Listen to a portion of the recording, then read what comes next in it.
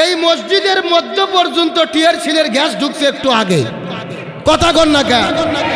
এই মসজিদের পাশে টিয়ার শিল নিক্ষেপ করা হয়েছে। আমরা যখন এশারের সালাত আদায় করেছি, টিয়ার শিলের গ্যাসে আমাদের চোখগুলো জ্বলা শুরু করেছে, মানুষের শরীরগুলো জ্বলা শুরু করেছে। এলাকার মধ্যে টিয়ার শিল নিক্ষেপ হচ্ছে, গোলাগুলি হচ্ছে।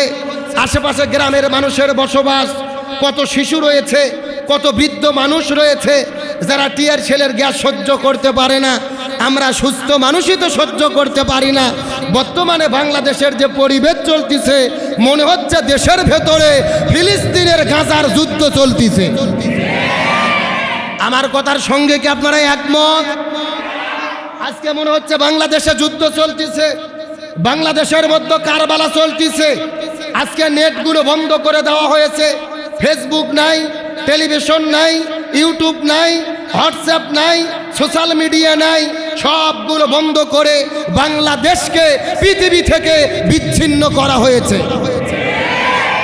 যেরকম ভাবে পৃথিবী থেকে ফিলিস্তিন বিচ্ছিন্ন, গাজা বিচ্ছিন্ন, ওখানে কি হয় পৃথিবীর কেউ জানে না।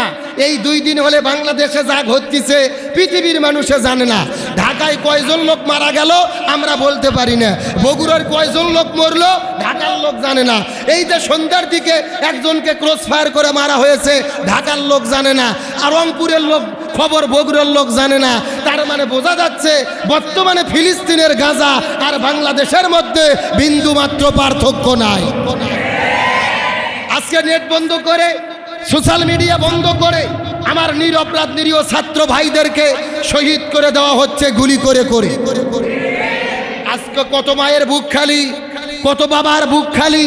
আজকে বাবা মা গুলো হাহাকার করে কান্না করছেন, সন্তানদেরকে হারিয়ে পাগল হয়ে গেছেন।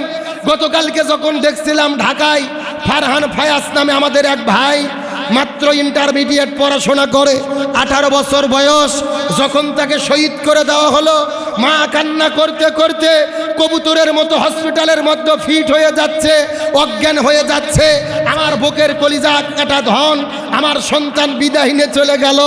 এই যে রংপুরের মধ্যে আমরা দেখেছি আবু সাইদ নামক ভাই যখন গুলির কাছে বুক পাতিয়ে দিয়েছে, সে নিজেও ভাবেনি তাকে গুলি করা হবে।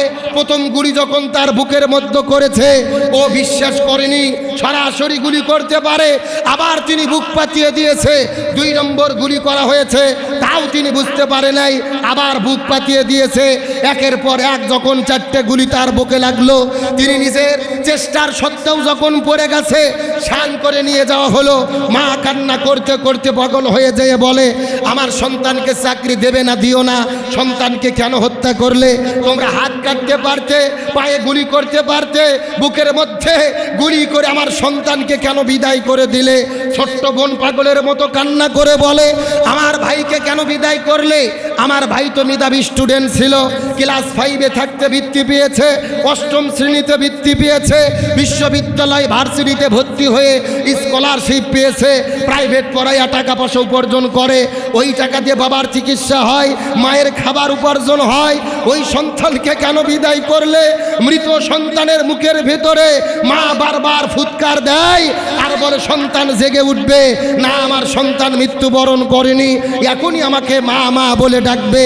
এই নিরপরাধ সন্তানদেরকে যারা গুলি করে শহীদ করে দাও, প্রশাসনের ভাইদেরকে বলবো, উপরের হুকুম পালন করতে গিয়ে নিরপরাধ সন্তানদের বুকে চালিয়ে যদি শহীদ করে দিতে হয়, বন্দুক থামান, গুলি করা বন্ধ করেন, প্রয়োজনে পানের দোকানদারি করে খান, নিরপরাধ সন্তানদের বুকে আর গুলি চালাতে পারবেন না। আজকে আমাদের দেশের কি অবস্থা? চতুর্দিকে হাহাকার, কত মানুষ বিদায় নিয়ে চলে যাচ্ছে, কান্নার হাহাকার, চতুর্দিকে বারুদের গন্ধ, কত মানুষ বিদায় নিয়ে চলে যায়। যে অবস্থাতেই থাকি না কেন আমাদের বিপদে ডাকতে হবে কাকে? আরো জোরে বলেন।